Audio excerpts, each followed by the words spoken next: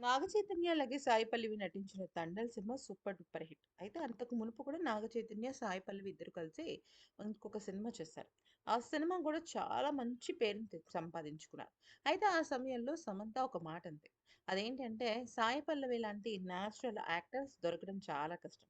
అంతేకాకుండా నాగ చైతన్య, సమంతల పెళ్ళైన తర్వాత కూడా సాయి పల్లవి వాళ్ళిద్దరిని పర్సనల్‌గా కంగ్రాచ్యులేట్ చేసింది. ఇక వీళ్ళిద్దరు ఫస్ట్ తీసిన 'శేఖర్ కమ్ముల' సినిమాకు సంబంధించిన షూటింగ్‌లో ఎన్నో సందర్భాల్లో సమంత చాలా ఎక్కువగా సాయి పల్లవితో మాట్లాడుతుండేది. అయితే ఎప్పుడైతే నాగ చైతన్య, సమంత విడిపోయారు అని తెలిసిందో అప్పుడు కూడా సాయి పల్లవి ఫోన్ చేయలేదు. కానీ సమంతకి మయోసాటిస్ వచ్చినప్పుడు సాయి పల్లవి ఫోన్ చేసి ఎంతో అద్భుతమైన మాటలు చెప్పిందంట. ఆ మాటలకి సమంతకి చాలా ఉత్సాహం, ఎంతో మానసిక ప్రశాంతత వచ్చిందట. అయితే ఈ క్రమంలో తను 'తండల్' సినిమా హిట్ అయిన తర్వాత సాయి పల్లవి గొప్పతనాన్ని గురించి చెప్తూ హ్యాపీగా ఫీల్ అయింది. అయితే క్రమంలో నాగ చైతన్య ముందు సాయి పల్లవి ఒక మాట అంది. ఏంటంటే, "నేను ఎంతోమంది యాక్టర్స్‌ని చూసాను. హీరోయిన్స్‌ని చూసాను. కానీ సమంత లాంటి ఒక పట్టుదల కలిగిన మనిషి, ఎన్నో ఒడిదుడుకులొచ్చినప్పటికీ ధైర్యంగా ముందుకెళ్ళే మనిషిని మాత్రం సమంతనే చూస్తున్నాను.